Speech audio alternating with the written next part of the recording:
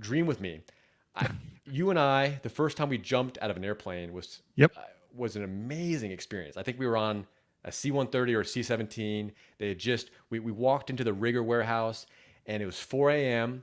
and they were playing this song. I don't know if you remember this song. I wish I could play it right now, but I don't want to get any copyright violations on my channel. Magnificent by Rick Ross and John Legend.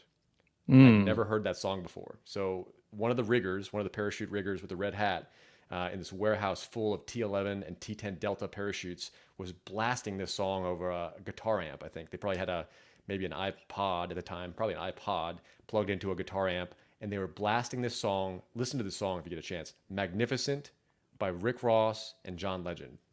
Incredible song, really cool beat. But you, me, and our friend Mike were going to pick up our first parachute for our very first airborne jump in a simulated training operation at Fort Benning, Georgia. And I Yep. remember this vividly.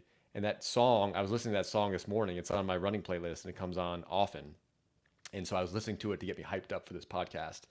And you and I, we do our little airborne refresher, practice your PLF in the gravel, and then you and I board the airplane.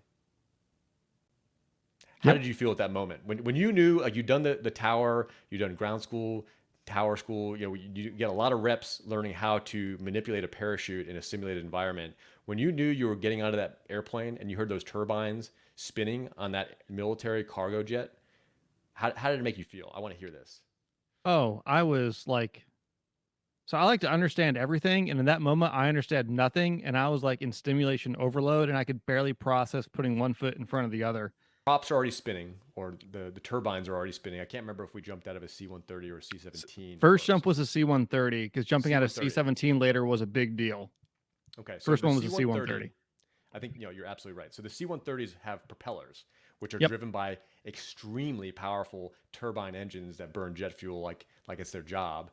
And there's four Rolls-Royce engines. Tell me about the takeoff.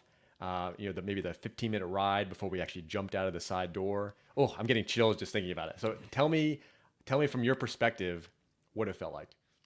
Sure. So we walk up the ramp. We're getting on the bird. I'm already like in stimulation overload, but I'm also like not like like I'm scared, but I'm not terrified yet. That'll come later. Um, I get on the bird.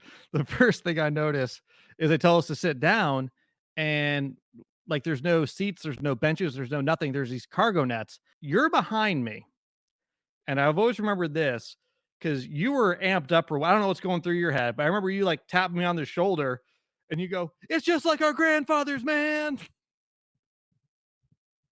And I'm Yeah, yeah, freaking I out, was and I pretty don't say stoked. anything. I'm just like, "Shut up, dude. I'm scared." And then, yeah, we're going out the door.